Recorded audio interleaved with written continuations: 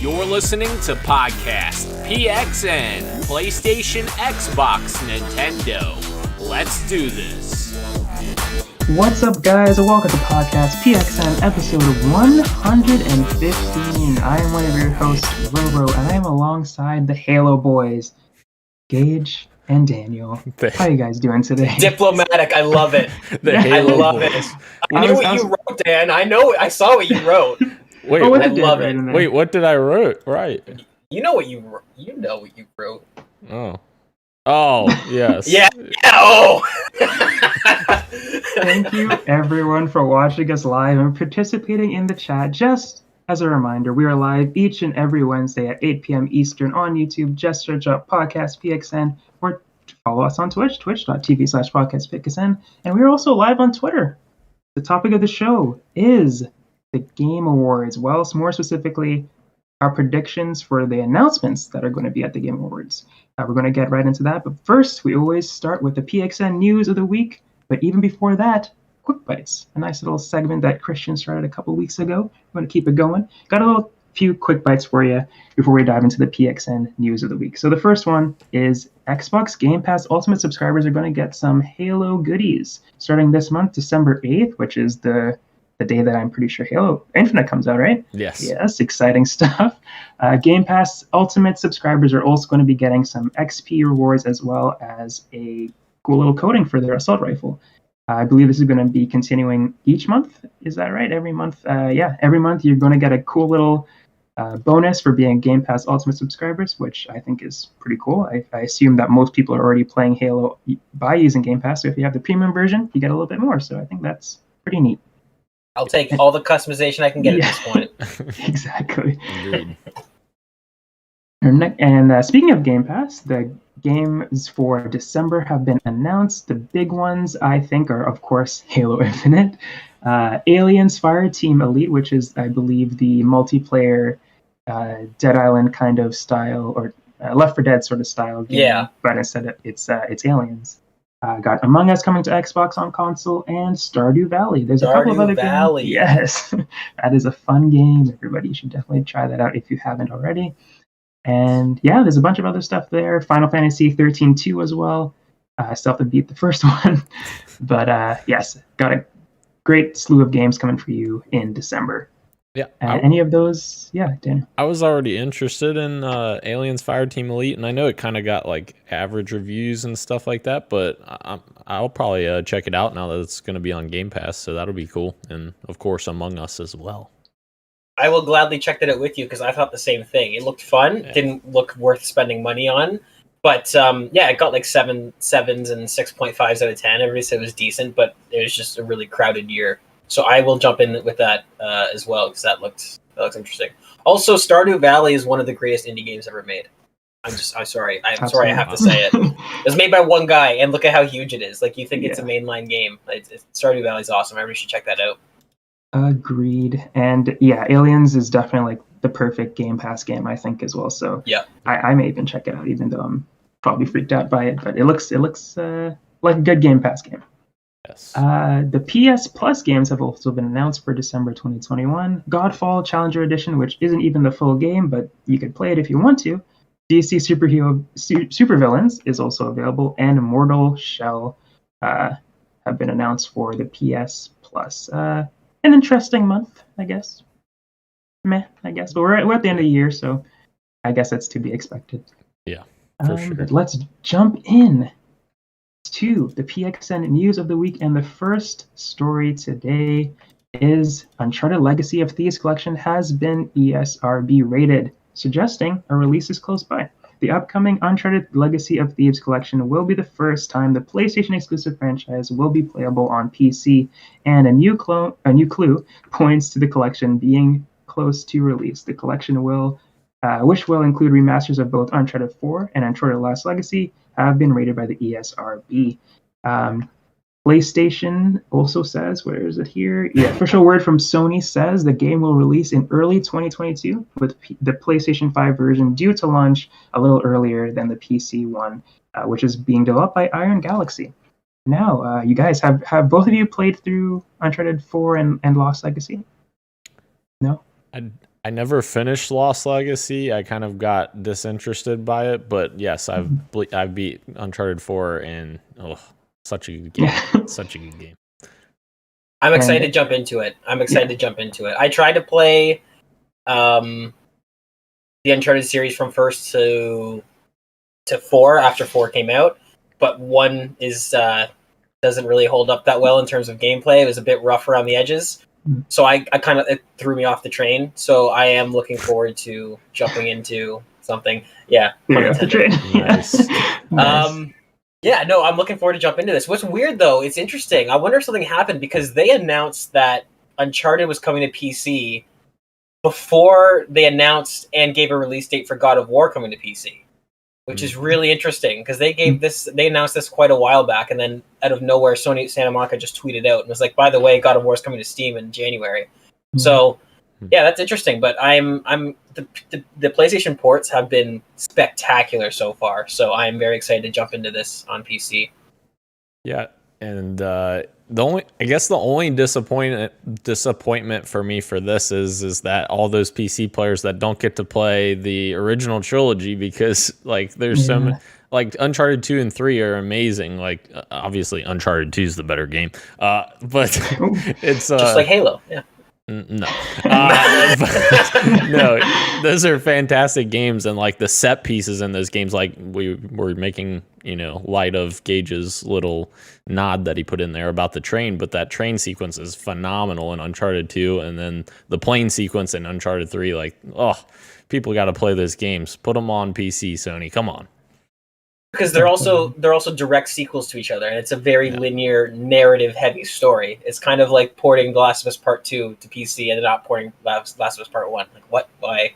Yeah, I was surprised they didn't do the Nathan Drake collection as well, unless they're going to maybe shadow drop that as a tease and be like that. Maybe that's why they announced it, and then it came out after God of War. I don't know. Yeah, I think it sucks that you aren't able to first 3. I don't know if it's so narrative heavy, but the characters really do evolve after each sequel. But if you play 4, that's where it's like it is narrative heavy, because if you play 4 without playing the first 3 or any of them, I guess you're losing out on that experience. I don't even know if you have to play all 3, but you have to play at least one of them to at least enjoy 4 to its maximum, I think. Does Chloe come up in 4? Unless this is a story spoiler and it's a big moment, don't answer. But does Chloe come in at 4 at any point?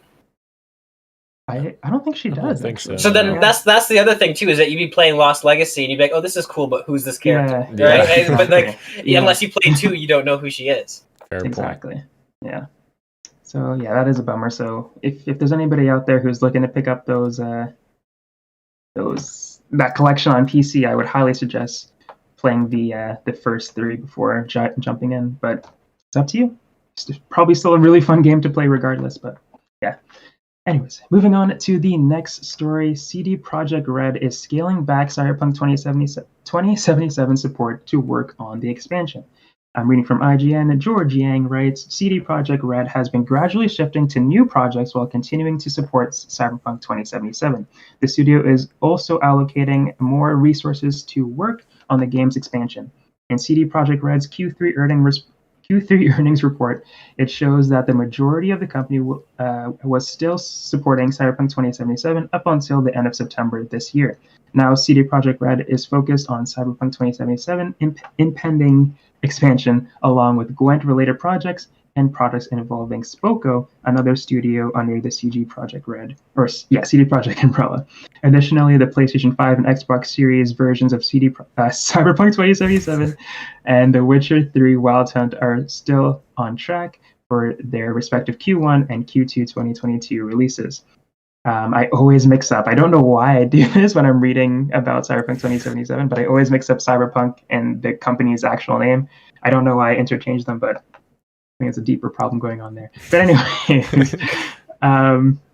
you guys, they're kind of scaling back support on Cyberpunk 2077, the core game, but they're still working on the expansion. Have either of you tried Cyberpunk 2077? Or I know, Dan, you dabbled a little bit. Yeah, very small amount. Well, probably like a couple hours, and then I was like, all right, there's so many other things that came out, and I started playing other things, and I never went back to it. So at this point, I'm just gonna wait for the next gen versions to be finished. But it is a little bit puzzling that they're moving on to the expansion before finishing the next gen ports first. Obviously, there's certain you can have art people working on the next thing, but like keep all of your engineers and everything working on the bugs and issues with the next gen versions to get it in our hands. We'd like to play it, or I'd like to definitely play it, because I know a lot of people really liked the game on PC that had like good enough rigs to actually play it and not be unplayable. But still interested in checking it out eventually one day. Yeah, that's what I heard from people too. Is that when the game works, it is a proper CD Projekt Red like epic scale, really good story game. But I'm just at first I was waiting until it got fixed, and now I think I'm just waiting for when it goes on sale because there are so many other games that I'm playing right now. So yeah, it's I'm glad that they're not moving on to the next thing and just writing this game off. So even though it's an expansion and it's not bug fixes, at least they're not giving up on the game, which is a good news. Definitely. Yeah, it's definitely a game that I dabbled in as well. I not famously, but I played it on Stadia is where I played it, and I actually had the best experience there because I bought it on Steam, and then it was just not working, and then I tried it on Stadia, and it actually performed pretty well for what my system was. And I just dropped it, but because I wanted to get the best experience out of it. So it's definitely a game that I want to go back to eventually. So the ship hasn't sailed completely for me, but yeah, I don't know when I'm going to get back to it. Just like both of you were saying, it's something that's I want to, but there's so many other things out there that frankly are better experiences for me personally right now than going back to that right at this time. Yeah, I see this one being like number 2 and 3 in my backlog for like years. And then something else will swap out number 1 and something else will swap out number 2. But Cyberpunk will always be right there. I'm like, I should really play that. But and if Christian was here right now, he would agree with you guys and say there's a much better experience you could be playing right now, and it's Halo Infinite. That's exactly what Christian would say. Yep. He wouldn't say anything about Splitgate at all. He would definitely that's tell not you. Christian. Yeah. That's not Christian. Moving on to the next story, Xbox Series S was the best-selling console on Black Friday, report says. The Xbox Series S was the best-selling game console on Black Friday, according to Adobe Digital Economy. This is no big surprise, as the Series S has been easier to find than the Xbox Series X, as well as the PS5 and the Nintendo Switch. All consoles have been affected by the ongoing global pandemic and semiconductor shortage and other supply chain issues, of course. The Series S is also the cheapest out of the three to get next gen right now. I thought that was a really cool story, but as the article says, it's not a huge surprise because, as the article says, it is the easiest one to get.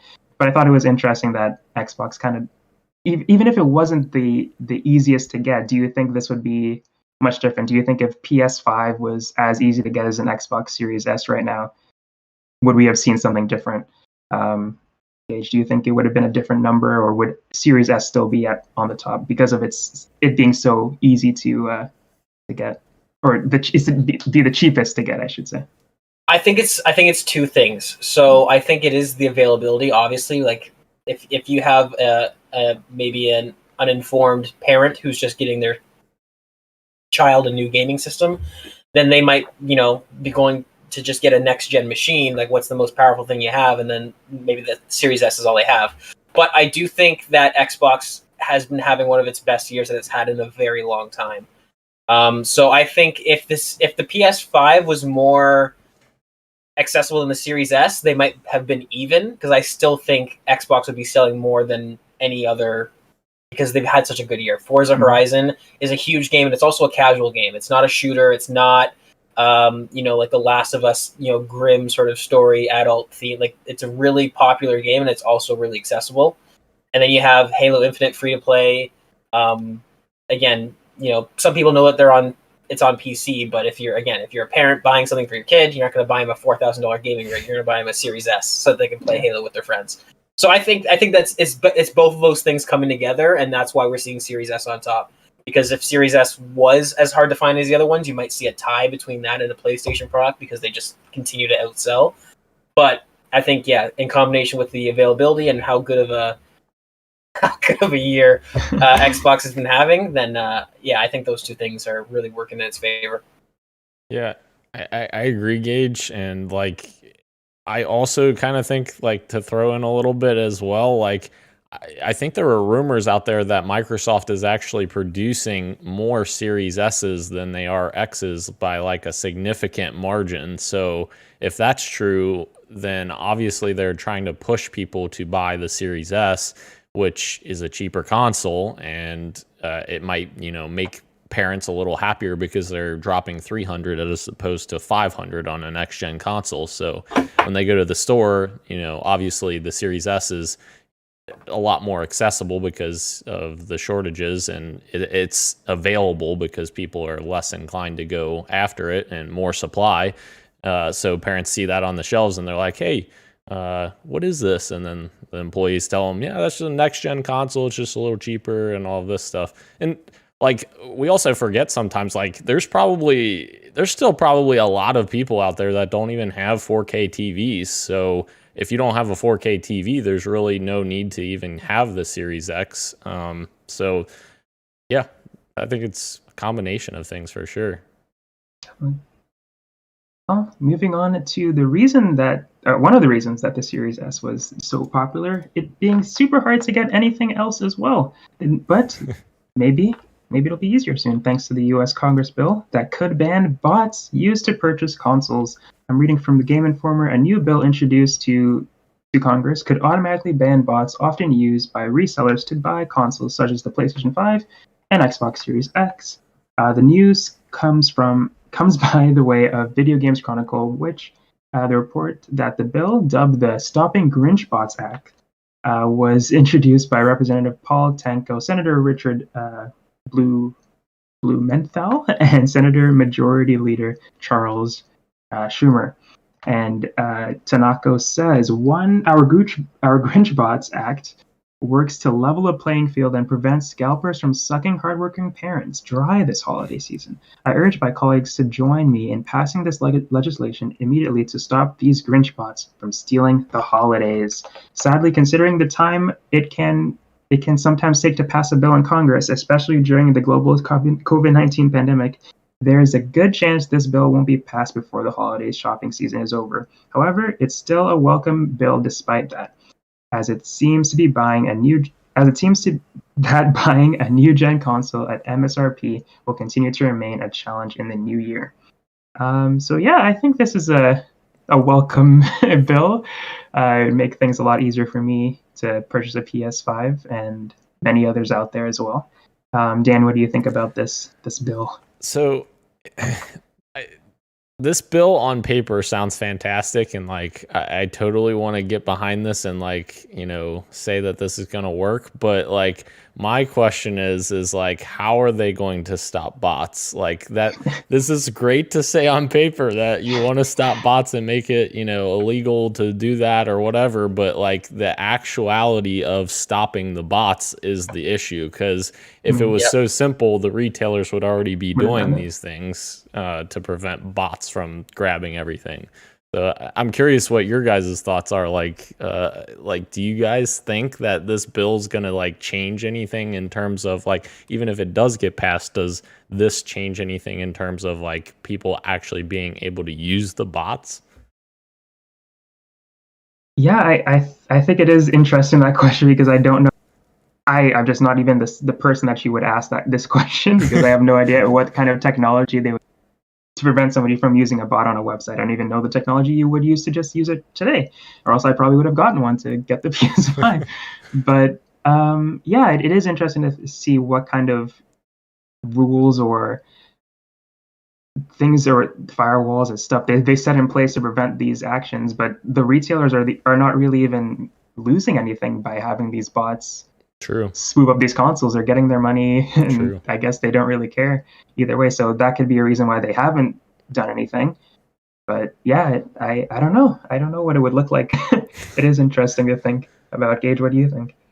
I actually agree with you 100%. I think that this will probably result in more action being taken because to Microsoft and to Sony, they're selling their units. They get to announce their quarterlies and say we sold X amount. Like it's not really, and again, it's not really their fault either. Like they don't care because they're not responsible, right? They're doing what technically all they have to do. They're making their consoles and they're putting them up on their website and they're okay. Now you can buy. Now obviously they know that bots are taking all this stuff, but again, like you said, Rashan, they're getting the price that they want for their consoles, so they don't really have any reason to stop it. But I think that this could be a reason. But also, Dan, you're right, is that they're going to pass this law that says this is now illegal, but they don't have to approve the way they go about it. They're just going to pass a law that says, okay, this is no longer legal, and then how they enforce it, we'll have to wait and see. It could end up being something that's pro-consumer friendly. It could be something that requires you to put in way too much information than you want to. Like, that's the other thing. That's the other trade-off. Is because right now we have the CAPTCHAs and the stuff like that, but if they pass a law and the retailers say, okay, well, this is the only way we can think of to actually do that, then who knows what that looks like. But yeah, this is a step in the right direction for sure, because something needs to be done about it. It's absolutely ridiculous. And it's something that not only affects the gaming industry, but a lot more. Concerts, this has been happening to concerts for way too long. There's so many bands that I've wanted to see, and like the launches of the Series X, 30 seconds after it goes live, it's sold out. And now the tickets aren't, $100 each. Now they're $350 each. Great. Fun. Yeah. How about the I know sorry, go right. Yes.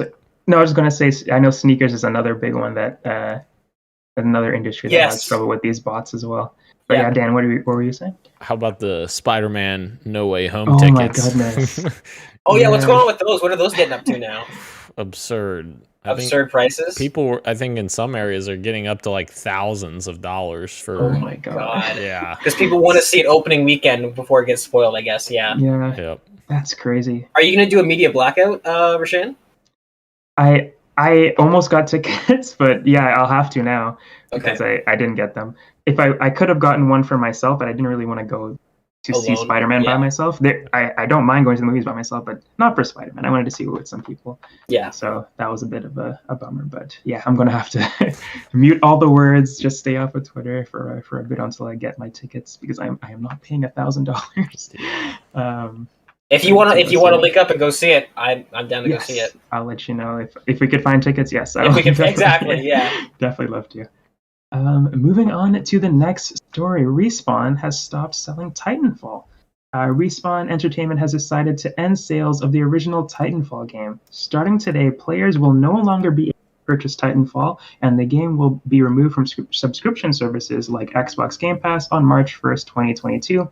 Though Titanfall is no longer purchasable, players who already own the game will still be able to play. We will, however, be keeping servers live for the dedicated fan base still playing, Respawn wrote. It is not known how long Respawn intends to keep those servers around, though.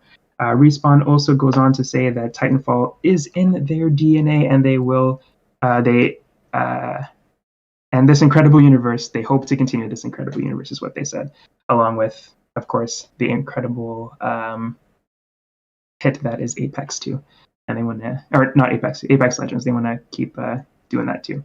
But a little bit of mixed messaging, I guess you could say, but it is an old game to their defense. But I know a big thing that fans are unhappy with is just the amount of problems that arose in Titanfall, like the DDoS stuff and just some really crazy bugs that were happening in the original game. And I'm just deciding, you know what, let's just abandon it. And to an extent, I get it. It is an old game. There's other games that they want to focus on, like Apex Legends, and even the most recent Titanfall they could focus on too. But it is kind of sad at the same time. Gage, I saw you shaking your head. What do you think about this story?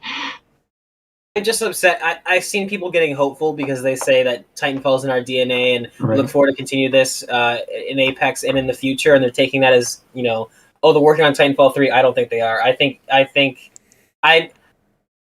nothing gets me more riled up than talking about Titanfall. I will never forgive EA for shooting this franchise in the leg and then telling it to run a marathon. I'm so upset. I've talked about this a million times. They absolutely sabotaged this franchise. And Titanfall 2 is one of the best first-person shooters that's ever come out. And it has in my opinion, the best first-person shooter campaign, pound for pound, ever. It's tight, it's quick, it's got some of the most interesting and unique levels I've ever seen. It's so good, and we're not getting Titanfall 3 for a long time. And I actually think how vague that this is worded is that they're trying not to temper expectations. They're focusing on Apex, which is a cash cow, and it is a good game. It's definitely not a cash grab or like a gimmick, like just another knockoff of a battle royale. It's a very unique game. I like the sort of MOBA slash battle royale stuff where you have heroes that have unique abilities and cooldowns and skills. It's good, but I don't think we're getting Titanfall 3 anytime soon. And I'm personally not upset about Titanfall 1 because Titanfall 2 was just better in every way. And I actually tried to go back and play Titanfall 1 after Titanfall 2 had launched. And it's crazy how slow paced that game is compared to Titanfall 2. So I'm not super upset about that. It had to be done, but I just want everybody to cool their jets a little bit, getting excited about Titanfall 3 because we're not seeing that for quite a few years. Yeah, I agree with many of things that you just said, Gage. But like, it is disappointing. Like you said, Ro. It's been a long time since this game's come out back in 2014. So it is understandable that they're closing up shop, so to speak. Not quite completely because they're not getting rid of the servers yet, but they're kind of getting ready to close up shop. I feel like a year or two they'll probably shut down servers. Which it's very similar to like back in the day, Call of Duty 4 Modern Warfare. Like that was such a huge game when it came out, and that was a game that I loved so much back then and played so much. And I remember about 4 or 5 years after that game was out, and people were still playing that game, and it had just become so rife with modders and hackers and everything that it was just unplayable to play in that state. And obviously Activision didn't care, or any of the developers didn't care at that point because there had already been 4 other Call of Duty games that came out at that point. So it does suck at the end of the day to see like such a iconic moment in gaming, because I feel like Titanfall was like a really cool original idea that you hadn't really seen before. Obviously, mech assault and that kind of stuff, you saw like the mech side of things, but like combining that into like a first person shooter was such a innovative and cool idea. So it does suck for sure. Yeah. Well, here's hoping that someday, some far future, maybe an alternate universe, maybe somebody gets to enjoy Titanfall. Maybe it's not our universe, but somebody else does, hopefully.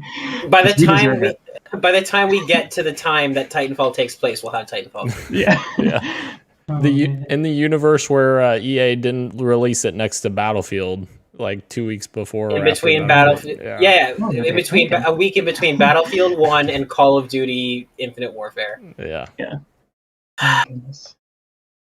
Well, speaking of a game that I thought that we would never get, but is almost on the horizon, quite literally, Dying Light 2 goes gold, nearly 2 months ahead of its release, following 2 delays, one that was indefinite and the other that only pushed the game's release date back 2 months. Dying Light 2 has finally gone gold well before its release. The game likely won't see its release date pushed forward, though, like Sifu's recently was.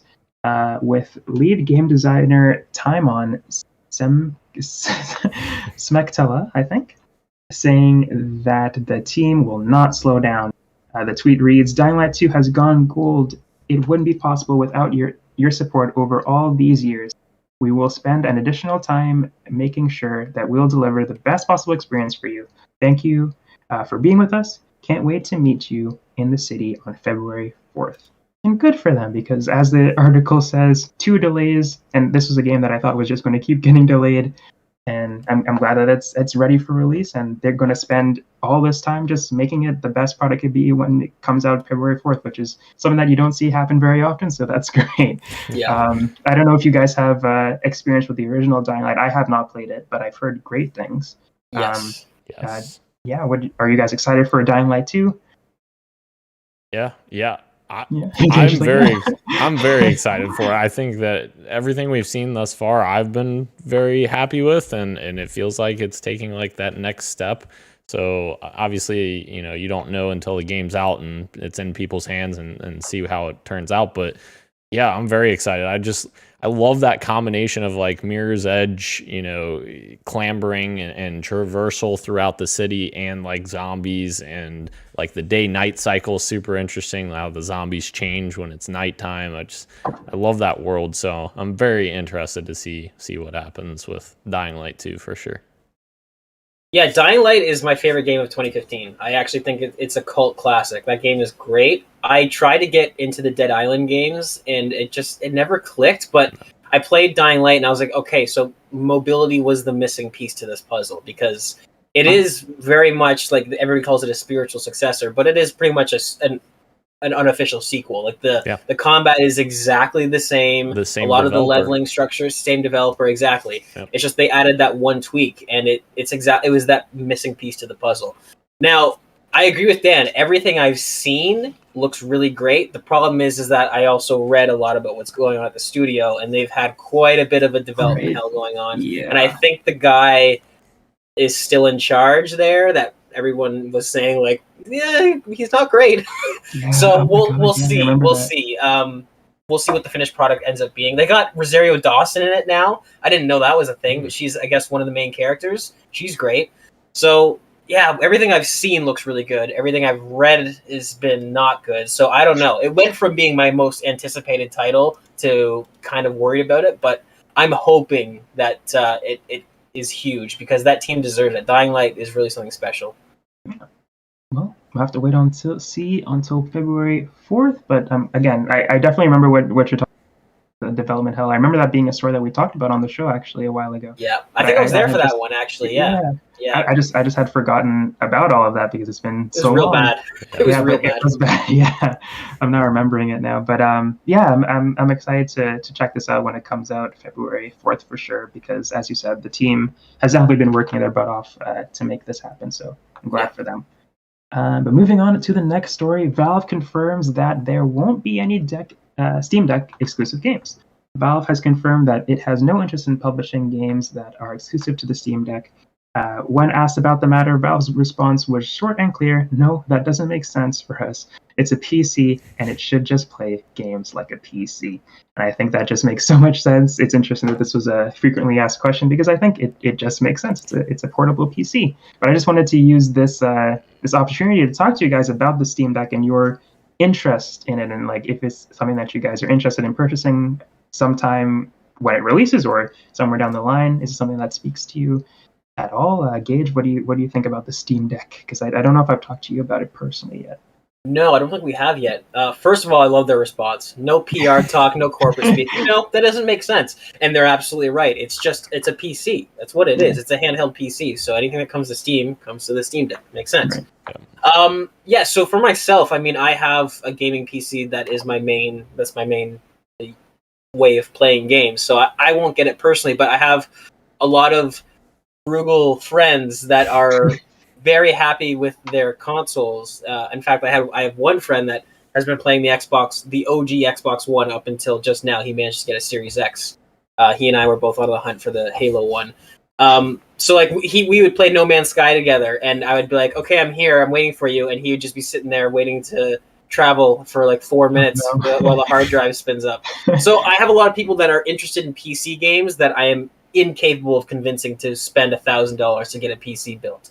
So I'm excited for the Steam Deck because it's going to open up a lot of opportunities to people who are happy with just low budget consoles, because now you can play a system that is actually more powerful than the Xbox One and the PS4. So it's pretty exciting stuff. I mean, I'm kind of waiting to see the Steam Deck the Steam Dock, if that's what they end up calling it, and seeing how that incorporates. Because if that adds even more power, I think the Steam Deck has 2 teraflops on paper, and like the Xbox One and the PS4 had like 1.5 or 1.6 or something like that. So if the Steam Deck or the Steam Dock, this is like the CD Projekt Red Cyberpunk thing all over again. If the Steam Dock is like the Nintendo Switch, where it actually adds a little bit of power as well, you can see something that's maybe PS4 Pro levels of power, which isn't huge nowadays, especially with the Series X and the PS5. But in terms of playing the Steam library, I mean, you've got access to all those games that came out back in the early 2000s, all this stuff, especially if you're a PlayStation guy and you don't have backwards compatibility, this just opens up a huge library of things to people, and it's very easily accessible. You don't have to open it up and clean it and maintain it and install parts on it. It's just it's a PC console, kind of, right? Well, after we get the Steam Dock, once that's revealed. So I'm excited by proximity from the friends that are now going to be able to have this option, and I'm going to be able to play like things like Phasmophobia and all these fun little Steam indie games that come out that you can't play with your friends because they're on Xbox or PlayStation. So I am excited about it. I'm personally not going to get it. Now, the question is are you going to have to download a separate app to be able to voice chat with people? No, I'm just kidding. Yeah, exactly. No, yeah, this is great, and I think the most appealing thing to the Steam Deck is like you're saying, Gage, like the price for the performance that you're getting is a great value, and people don't realize because of the screen resolution, because of it being a smaller screen and the resolution being not as high because it doesn't need to be high with it being a small screen, it's less demanding for games as well. So it will make your games run better than if you had like a low powered PC plugged in and you're running like, 2K or something resolution. Right. So yeah, it definitely has mass appeal, I feel like, but I guess we'll have to see how it actually ends up panning out, because I know, obviously, we all know that Steam has tried their hand at like a console-esque experience already, and it didn't necessarily go anywhere. They kind of backtracked on that because what was it called? The Steam Box, was it? Something like that, yeah. Yeah. So they have experimented with this kind of stuff, but maybe with it being a handheld, it will take off a little bit more than what that did. Yeah, I don't remember the interest for the Steam Box because it was such a long time ago, I guess. Yeah. But so far, it seems like a lot of people are interested in the Steam Deck, at least from the initial announcement. We'll see how, and a lot of people pre-order and put their like $5 down on it. So yeah, I tried to put my just in case. I was like, you know what, I might want this. I don't know, or get it, and then try and convince a friend to buy it off me. So it's like, hey, buy this so we can play. Yeah, we can play games together. Yeah, and smart. They actually had, to their credit, a great pre-order process where you could literally just order the console. It didn't matter that it was not, they ran out of their first wave of stock or whatever. You could just order it, and then it would tell you, all right, you're in this wave, so you'll get your console at this point. Like, I think that's such a better way of doing it, because you're kind of avoiding the whole scalper situation, because you're like, I know I'm getting my console at this date on this time or whatever, and I don't have to worry about trying to pay, twice the amount of retail for it on eBay or whatever. Right. Now, could you order it through the web, or did you have to buy it on Steam? Because I saw it, that's how I saw it, is through Steam. I don't remember exactly. I know you had to have your Steam account, and the account had to be over, I think, a year old, I think was the parameters. Yeah. There you go. Like somebody else do this. Or even 6 months old, a month old, something. Because, that's the thing. You had to already have a Steam account. Yeah. There you go. If you're somebody who's looking to scalp 50 of the units and you create an account that day, so, you can't get it. So, yeah, that's just another little tidbit I thought of, but... Yeah, and there's also rumors that they're working on a, and this is from the same website that leaked the Steam Deck itself, but they're saying that they're working on a budget VR headset that plugs into the Steam Dock. So that's what I'm saying, is like, this could be, say the Steam Dock's $200. The system itself is, the lowest model is what? I think $300 American, something like that. And then this headset, if it's anything like the Oculus, maybe it comes in around $300. That's somebody who can get started on VR for a very low cost. I don't think this Steam Deck it's not going to compete with Nintendo Switch, because families aren't going to buy it. It's not something that's going to be bought for children, but I think it might carve out its own niche market, where people who don't have a lot of money or are tight on money or whatever the reason, this is a really cheap option to get into PC games and eventually VR games if the leaks are true.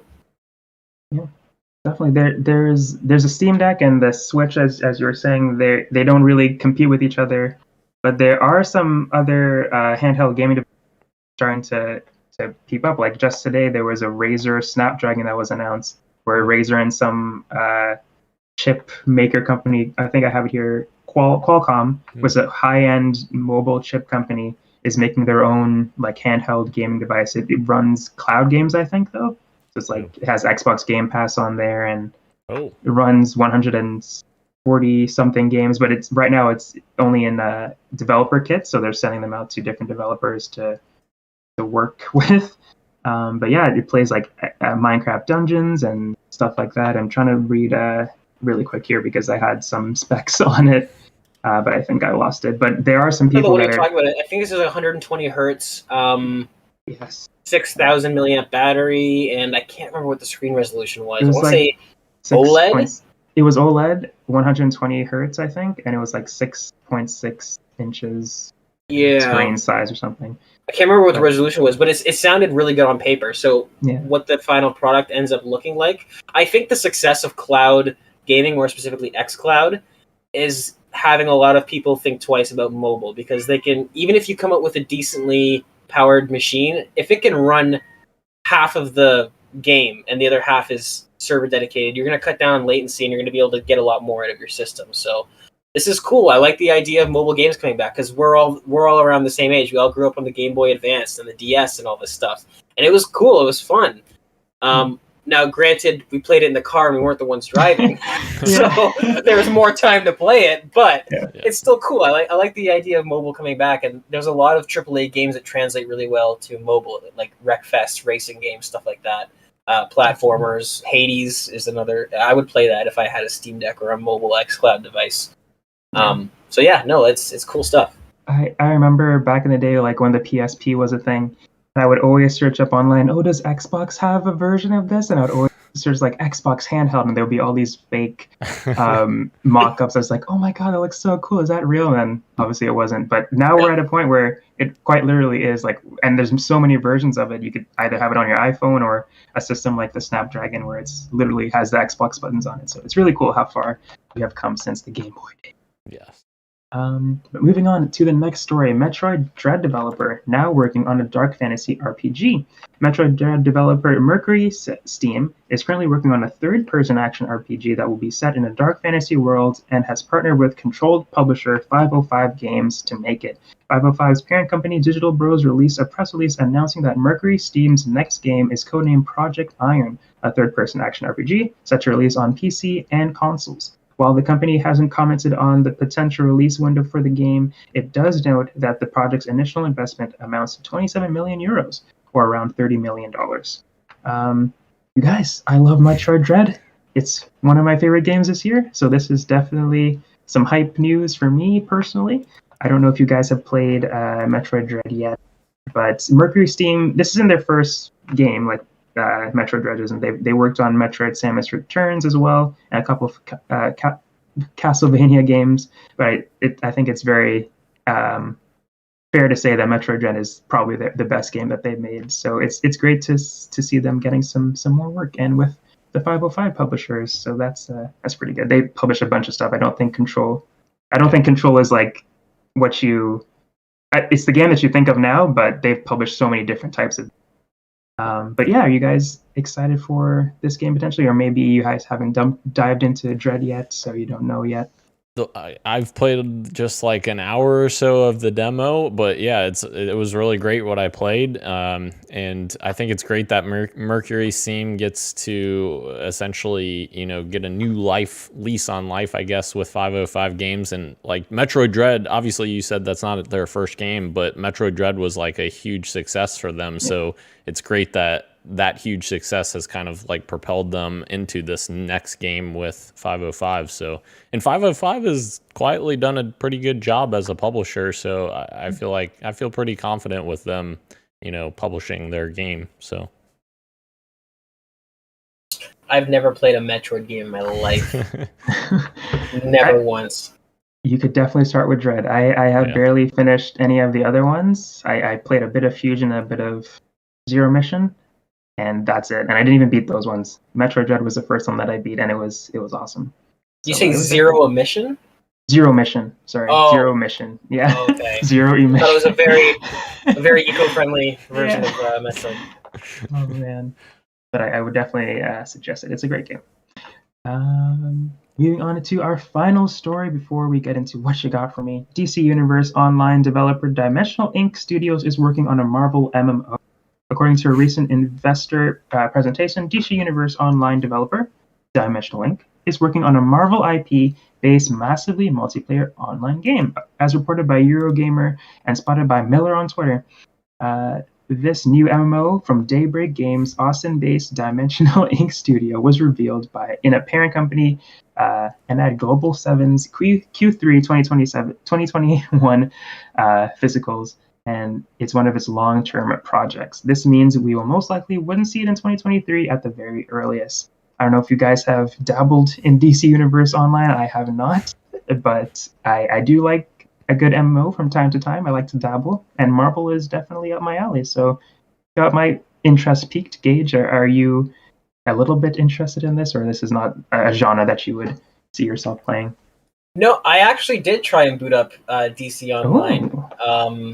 What did I play on? Maybe it was the Xbox One. It was so long ago. But I couldn't get past. Was it on Xbox One? I didn't think it was on Xbox. I thought it was DC on... Wait, DC Universe Online? Yes. I think it was on Xbox at one it? point. I think it was on PS4.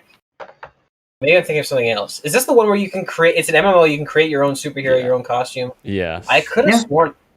Yeah. Okay. I mean, it's available on Xbox now. Oh. But I don't know if it always was. But yeah, I definitely did play it on Xbox. It launched on PS3. That's why I was thinking, because it didn't come to 360. That's what it was. Oh, okay. Yep. Yeah. So I'm not a big superhero guy. I like Spider-Man, and that's pretty much it. That's the only one I'm emotionally invested in.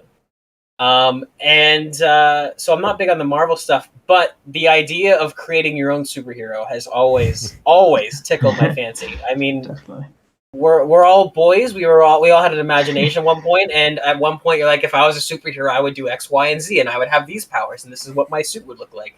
So it seemed really cool. I never got into a match. I just sat in queue for the entirety, whatever playtime Xbox says I have on that game. It was all in queue. half of it was customizing my character. The other half was waiting to get into a lobby. I never actually played the game. I wanted to give it an honest try. So I think I tried it because I was listening to Kind of Funny, and they were talking about it, and I was like, "Oh, this sounds awesome." Never played it. Never got to play. Yeah, Greg loved DC Universe. Yes, it was Greg. It was definitely Greg. Yeah.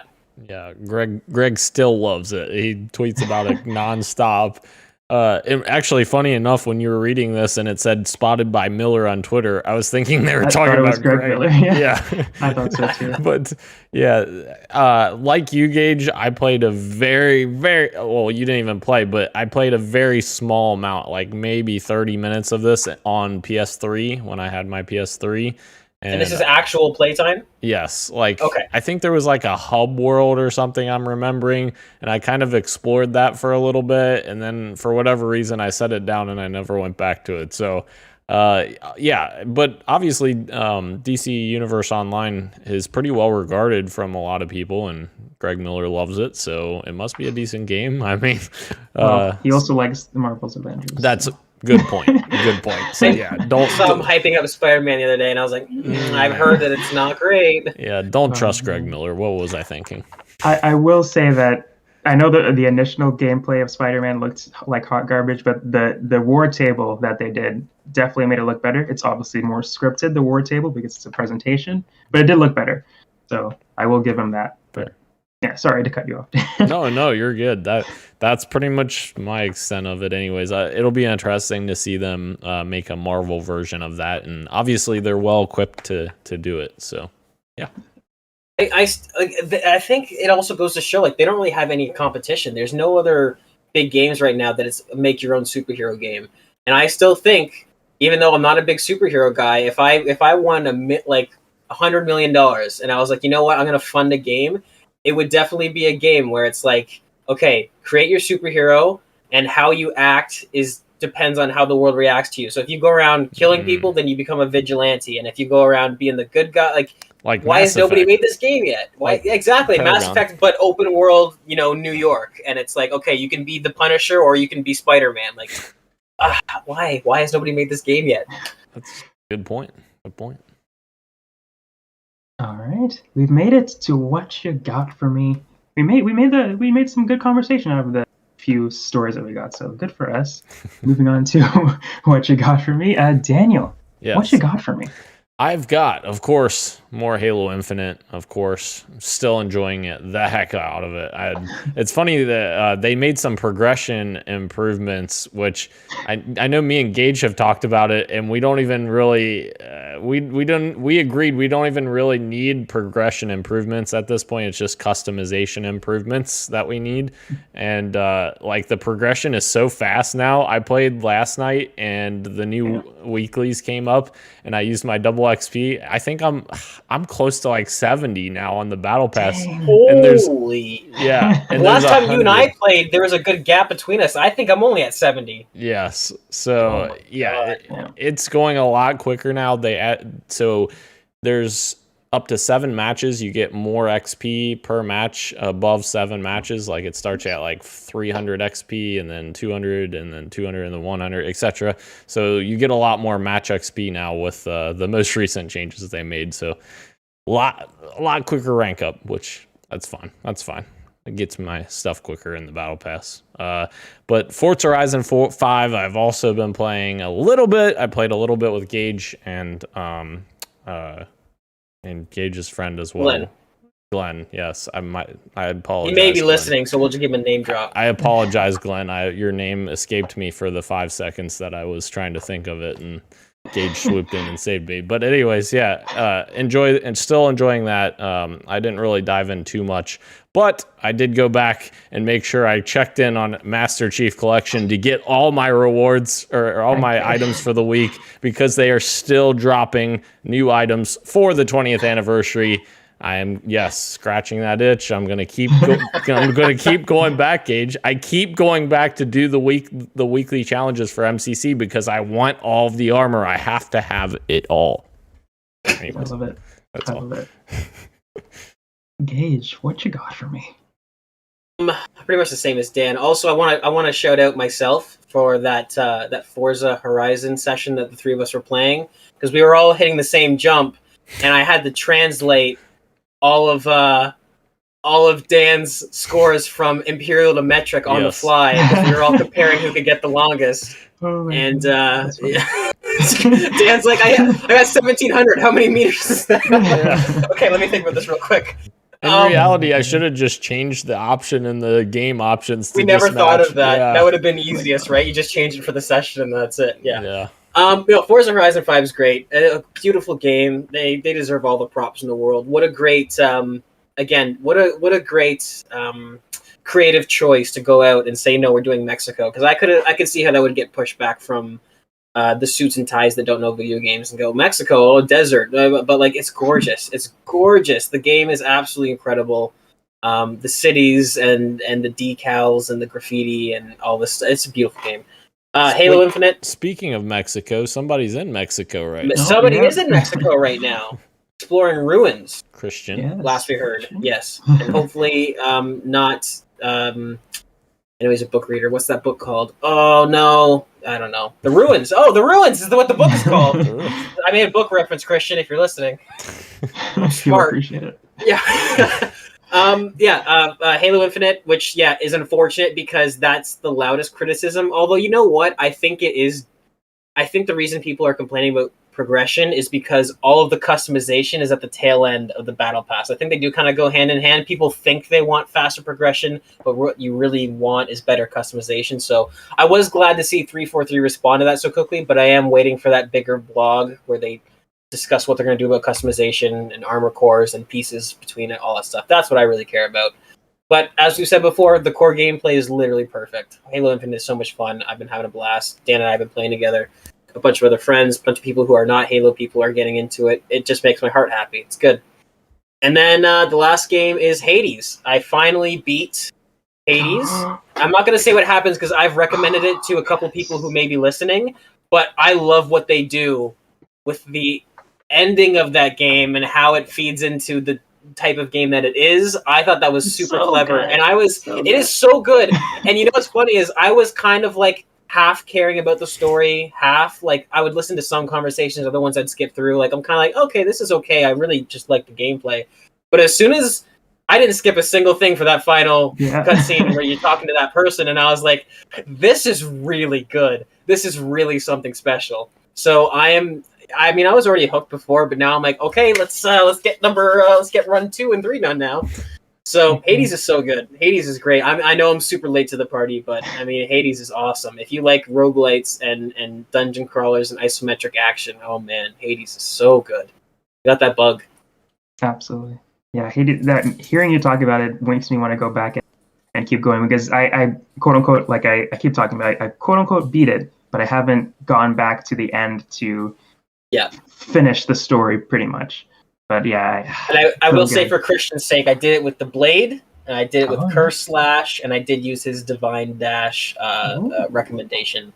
But I found that the Curse Slash was the best way to make it all the way through the end, where you get health back on every attack, but you have less health. Very cool. Yeah. Well, the games that I have been playing, what I've got for you guys is Voice of Cards, the Isle Dragon Wars, which I talked about a couple weeks ago. It's a card-based JRPG where everything takes place with the medium of cards, and the battles are done with cards, and the cutscenes are with cards, and the overworld is cards, and it's really cool. I like the medium to tell the story, and it's just one voice, one narrator guy who shows up in a lot of Yoko Toro's games. Yoko Toro is the guy who made the Nier Automata, Nier Replicant, and all those games. So it's really good. The story is very basic fantasy, but I'm assuming something crazy is going to happen because it's a Yoko Toro game, and usually something crazy happens when he's behind it. And I'm enjoying it so far, having a blast with it. And Scarlet Nexus is another game that I'm playing on Game Pass. I believe it got nominated for Best RPG. So I definitely wanted to see what all the fuss was about, because it's an anime game, and I love me some anime games. And the combat is really fun. I also like Bandai Namco because they usually make some really cool combat games as well. So enjoying it so far. Very early on in that right now, but it had an anime opening after the first couple of missions, and it's like, okay, you got me. You sold me there. It was a hype opening, so I have to see it through now. But yeah, the gameplay is really fun. The characters are very, again, anime, so if you're not into that style of storytelling, you may not enjoy the story so much, but the combat, I think anybody can enjoy. It's really cool. But yeah, that's pretty much all I've been playing. I do want to get back to Halo Infinite. Are about to play it, please let me know. I definitely would like to jump in with you guys from time to time. Yes. But yeah, it's been a while since probably a week since I booted up Halo Infinite, so I want to give it a shot again. I'm excited for you to play the campaign of Halo Infinite and see, since you don't have as much experience with the rest of the games, to see what your thoughts are going to be on it. I am interested as well. Yes. But moving in, everyone, to the topic of the show. I'm very excited to talk to you guys about your Game Awards predictions. Everybody out there, we're going to give you our predictions for games and maybe some other things that may be announced at the Game Awards. And guys, I was thinking we could go take turns. Maybe Dan starts, then Gage, then myself, and then we just give one and one until we're out of predictions, I guess. What do you guys think about that? That sounds good. Yeah. All right.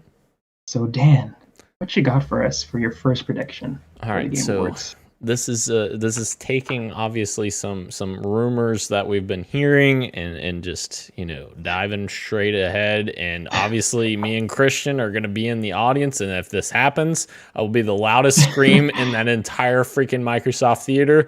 But Halo TV series, a full trailer revealed at the Game Awards with a release date when it airs on Paramount Plus. I'm very excited for this. I don't care that Gage is not excited for it. I'm going to be excited for it, Gage.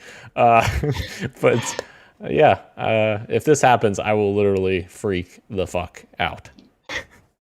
I will, for the jury, I will say I am excited for it to release. I am excited for it. I'm personally not getting my hopes up that it'll be what I'm looking for, but I am excited to see it. It's got a great cast. It's got a phenomenal cast. And I am a bit of a film snob, so it's one of those things where it's like, I mean, on paper, this looks really good. It's just that one little thing. But, yeah, no, it looks... The The little trail we've seen so little. Also, it's been in development since 2015. Yeah, no. See, the more I think about it, the more pessimistic I get. So, I do think this is the place to show something, though. I do think this is a solid prediction because the Game Awards does like to blend its media. Like there's always a band, there's a live band, and it will show like trailers for TV, and they do a lot of like videos of like documentaries and these little mini docs on games and all that stuff. Interviews with developers. So I think that's a solid prediction. Absolutely. Have we gotten a release date on this show yet?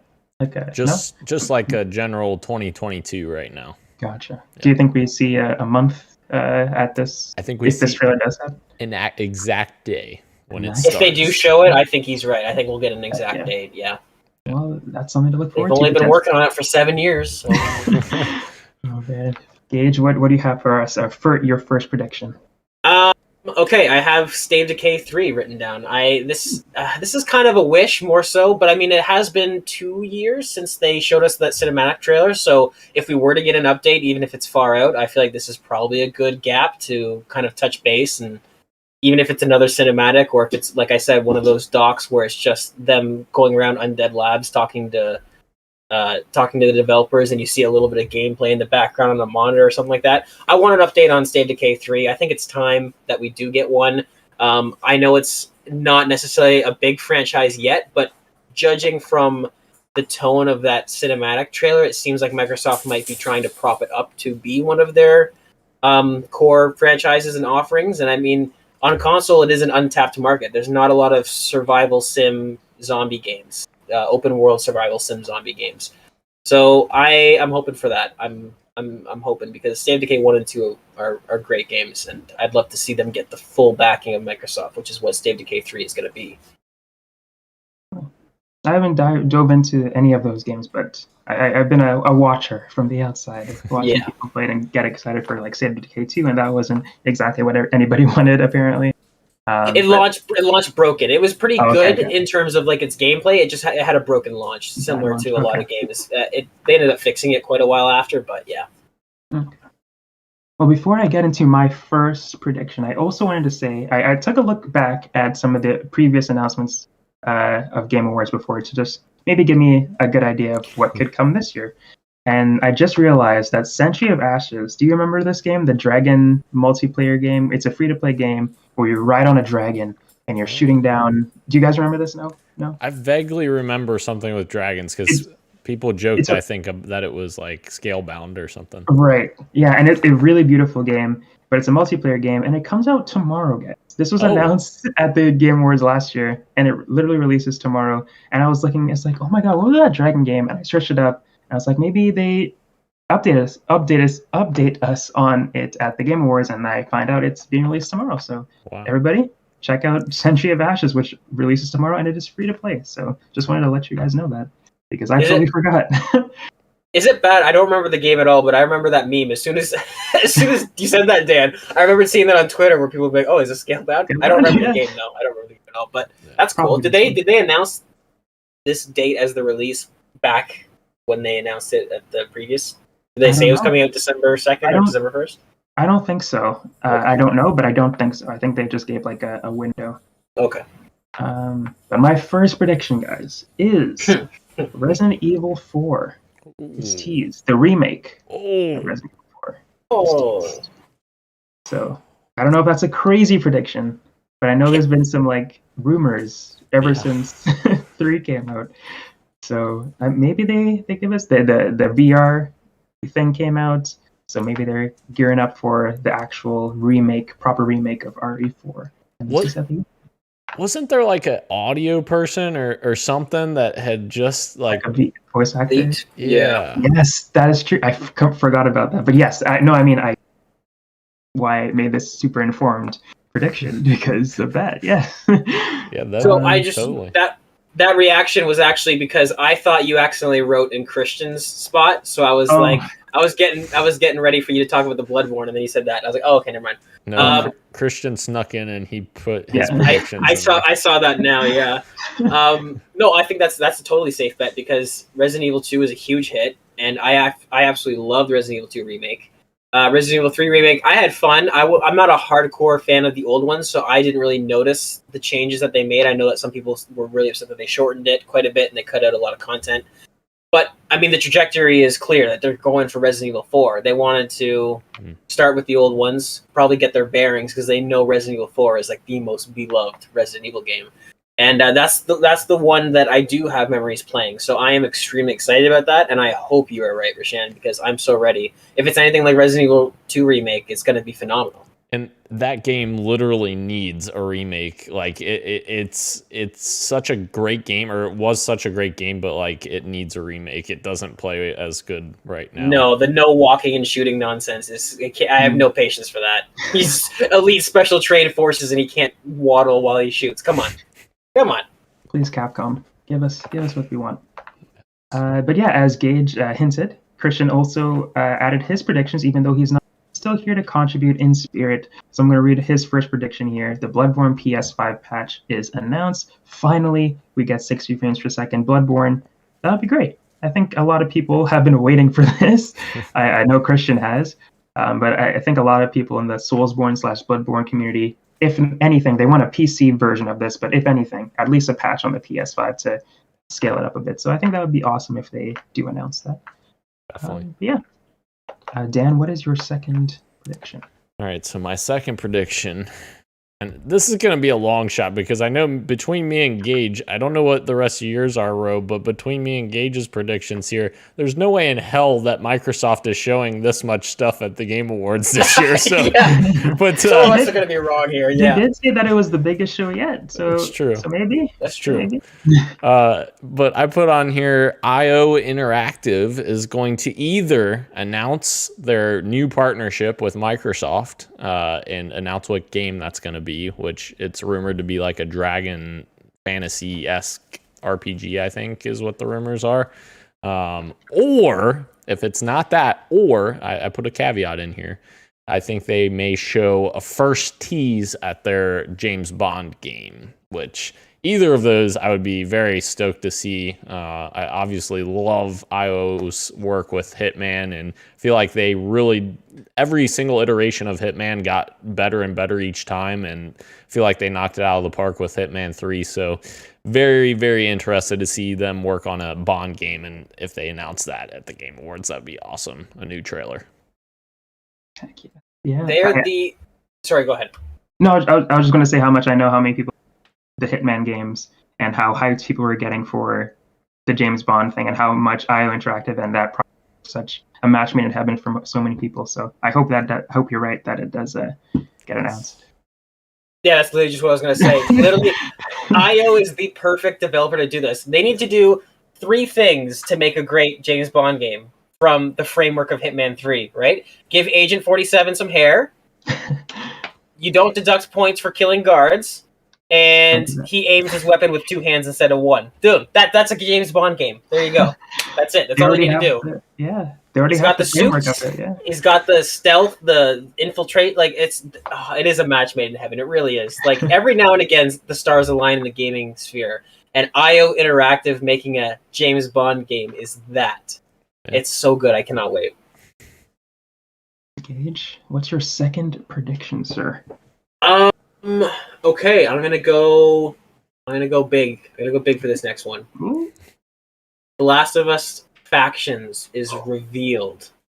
Maybe not a release date, but this thing, I mean, they've got to show something, because the expectations for this game, even though it's not in the forefront of the conversation, you got to do the math on it. It was supposed to launch as just a multiplayer mode with The Last of Us 2.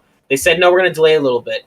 And it's been, a year and a half now since The Last of Us launched? 2 years? The pandemic time has messed up my brain. Did The Last of Us come out in 2020 or 2019? It was 2020 because it won Game of the Year last year, right? Right, okay, yes, you're right. Mm-hmm. So it's been a year and a half since then, and they haven't said anything about it. So I think, as I've said before, I think Sony might try to make this a long-standing multiplayer game where this is their multiplayer sort of thing. I think we're going to get a reveal. We might not get a release date. We might not get a release window. I think it's time to reveal it and show the people what they've been grinding and working on. because people are also going to get antsy about the next Naughty Dog single player game. So if they come out and they show something awesome that looks super cool, there's been leaks about like a massive free roll map where it's like a maybe battle royale, maybe it's like a PvPvE type thing, which would be awesome if you have to fight other players and there's clickers scattered about. Like, this is the problem, is that people are just like, what is this game? Like, why is it taking so long? Not in a negative way, but in a positive way. Like, what are you guys doing to this multiplayer experience that you guys have been, heads down at the grindstone for a year and a half past when it was supposed to come out already? I'm excited, and I think it's time to just show a little something. An update. I think we're going to get a reveal, but that's just me. Will this be free to play, Gage? It will not be free to play, of course not. And it's probably going to be bundled with The Last of Us Part 1 and 2 collection. It's also my other side note to that. But, yeah, Factions reveal. I want it. I think it's time. Show it. Give it to me, Jim. Give it to me. And I'll just piggyback off of that. It was going to be my final prediction. Say it now because I was a little hesitant to even write it down. Last of Us Remastered is announced. The little collection that they have going on with TLU 1 and TLU 2. I thought it was too soon, and even for the multiplayer thing, I don't know. I don't know if it's time yet. Maybe it is. They did say they were aggressively hiring earlier this year for their first standalone multiplayer game, which I'm assuming is The Last of Us Factions thing. So maybe it is time to see a little bit of a teaser for whatever that multiplayer thing is. But yeah, I don't know. I could see it happening, but at the same time, we just go another year without seeing it. But for the remastered collection, I feel like it's more likely, I guess, to see that because they have The Last of Us 2 is already done. And they've probably been working on this for a while as well. Yeah, it's one that's a little hit or miss for me. I don't know how confident I feel about the prediction. Well, and the problem is that it's so, like, we don't know what it is. Is it, when they started aggressively hiring, was that the start of the project, or was that because they're like, we want to ramp this up, and then they had a team working on this from whenever they started The Last of Us Part 2? Like, we just don't know, because if that is the case, it could have had that, half of Naughty Dog working on it all the duration of The Last of Us Part 2 development, and then they hired a bunch more at the tail end, or the reinvigorating of it, or whatever. Like, we have no idea. Did you guys start when you hired? Did you guys just ramp up at that point and it's almost done? No idea. I think it's time for an update. But yeah, nobody knows what to expect from this. It's kind of interesting. It's kind of fun. And Christian's second prediction here, folks, is Kojima Productions video reel for his TV and music studio. So we talked about this, I believe, last week, that Kojima is expanding to different medias besides gaming and opened a new division at his studio. And maybe we get a little tease of what he could be using that expansion for. So I think that would be really cool. Geoff loves Geoff. They definitely have a bromance going on. So I could definitely see Kojima using this stage to kind of tease what's to come with his new studio expansion for sure. Christian is not even here, and he's still the most based person on this podcast. that is the safe of all the predictions that I'm reading. That is the absolute safest one. He's going to show a sizzle reel. None of those projects are actually real. He's not written a single thing down, but you bet your ass Kojima's going to be there with a sizzle reel. Absolutely. He's like, I have this idea for this. Yeah, it's going to be Norman Reedus and the woman from Bond, and they're going to have all these weird quick cuts of things. None of it's real, but it'll be there. Absolutely. My goodness. I love Kojima. God bless him. God bless him. Dan, what is your third prediction? My third prediction is an exciting one. Breath of the Wild 2, I think, gets a gameplay trailer and a release date. Let's go. And it's going to release this isn't part of the prediction. This is a joke. It's going to release next spring next to Horizon Forbidden West. Just like last time. No, not again. Oh man, I really hope so. Those Breath of the Wild trailers, the original ones, I go back and watch those every now and again. They are so good. And if we get one for the Breath of the Wild 2 at the Game Awards, I'm gonna get so hyped for that as well. Yeah, man, I'll never forget the one that I always forget the Zelda man's name, but when he was like talking about Zelda, it was just like a nice field, and then he's just like, "Why don't you take a look at more?" And then the horse just comes in, and it's so good, such a good trailer. So I hope we get that, Dan. That would be awesome. People have been waiting for this for so long. So yeah, I hope we get a release date. Please. Agreed. Gage, what is your third prediction? This is probably, I think, my safest bet that I have here, but I think we're going to get an update on the Xbox capture update that they've been working on for quite a while. It's been a common complaint among the Xbox community that their capture system is far behind what the competitors have. I mean, not Nintendo. Nintendo's is non-existent. I mean, but PlayStation 5, you can do a whole lot. You can edit clips together. You can do transitions and slow down effects and all this stuff. And Xbox has really been sorely missing that. And they actually just, I think just last week, they announced a small little thing in terms of their update, or maybe it was a studio they acquired or something. I remember reading a little something. But it's been in the works for a while. A lot of industry insiders have talked about it, that it is something that they're working on. They did have an acquisition earlier in the year that kind of lined up with that. So I think we're going to get some sort of announcement about what to expect, when it's coming, what's happening. And I think it'll be a nice little overhaul for the capture system. Yeah, I think we're going to get details or a trailer or some sort of video documentary or something about the Xbox capture system and the big update they have planned. And my next prediction, my third prediction here, is kind of a big one, but not a big one, but it encapsulates a couple of different games, but indie updates. So I know sometimes they have like little smaller titles that they like to announce, like Open Roads was year, which was a cool indie title with a mom and daughter sort of adventure by Fulbright. Fulbright has kind of gone radio silent after what happened with their leader, or their head at the office there. They haven't tweeted anything since August 4th.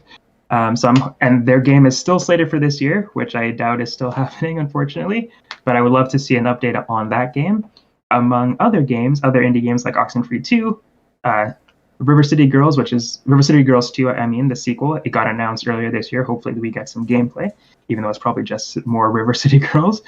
And another one is Silksong, Hollow Knight Silksong. Maybe that would be finally announced at the Game Awards. I know Christian would love that as well. So maybe we finally get those indie updates at the Game Awards as well, because I know he likes little sizzle reels of smaller titles as well. So hopefully that happens for the indie folks out there. And Christian's third one was Blue Point's new game. Please, please. He says Chrono Cross remake is real? Question mark, question mark. So I'm not sure if those are the same. Maybe. Like Blue Point is working on the Chrono Cross remake. But yeah, that would be, both of those would be cool. Hopefully the Chrono Cross thing is revealed at the Game Awards. That'd be cool. And Blue Point, whatever they're working on, whether it be Chrono Cross or something original, I would be very excited to see what they got cooking as well. Daniel, what is your fourth prediction? My fourth and final prediction is Horizon Forbidden West gives us a brand new trailer, spanking new trailer, gameplay, something we haven't seen before. And I think we will get a release date attached to it as well. And as I joked before, maybe it releases next to Breath of the Wild 2. They both reveal it. Like, the best timing would be if they're like if they're positioned in the show to be right after one another, and they're like, "Yeah, here's my date," and they're like, "Oh no, not again. Here's our date." So good. That would be amazing. Oh my gosh, and I would love to see stuff as well. Never seen it for that. Do you think? Because I think that's a safe bet as well. But do you think that it'll be a gameplay heavy sort of demo where it's like, this is the open world, this is the mechanics? Do you think it's going to be more story sort of driven trailer? I think they'll definitely have gameplay in it, but I think it probably will be like a story based trailer, because they've already shown us a giant, well, not a giant, but they've shown us a decent chunk. Pretty substantial size, yeah. So yeah. And with it being the Game Awards, I don't see them doing, an extended gameplay trailer or anything like that. I think it definitely will be like a 2 to 3 minute, story-based trailer with maybe some gameplay sprinkled in. Yeah. Gage, do you have any more predictions for us? Yeah, I've got two little ones that I'll just throw together. So there's well, one little one and one big one. Okay. So there's gonna be some Ubisoft nonsense. There's gonna be some Ghost Recon Frontlines bullshit or some other free to play version stripped down of their IP. There's gonna be no Splinter Cell, just Ubisoft nonsense, right? There's just gonna be Ubisoft nonsense. And then my Hail Mary wish. This isn't necessarily a prediction because I don't think it will happen. But my Hail Mary wish upon a star is some sort of update on Perfect Dark. Please, I want it. I want it now. This game is like one of the first games I ever played as a living being creature, and it should not have been. Is it not at all appropriate for children? But it holds a very special place in my heart, and I want this game so bad. At least what I think it could be, I want really bad. So an update is my Hail Mary. I don't think we will see it because we just got a reveal trailer last year. Yeah. So yeah, we'll see. That'd be awesome if that does happen. But yeah, it is a Hail Mary one for sure. I feel like we always have to have one of those thrown in there because if it does happen, you'll be crazy. Oh yeah, everybody would call you a prophet. That would be my scream at the top of my lungs moment if they showed a gameplay trailer and a release window. I'd be like, I'd be losing it. I mean, like someone lost it last year when they announced that Perfect Dark was coming back. You know, did you lose it? Yeah, you haven't seen that video?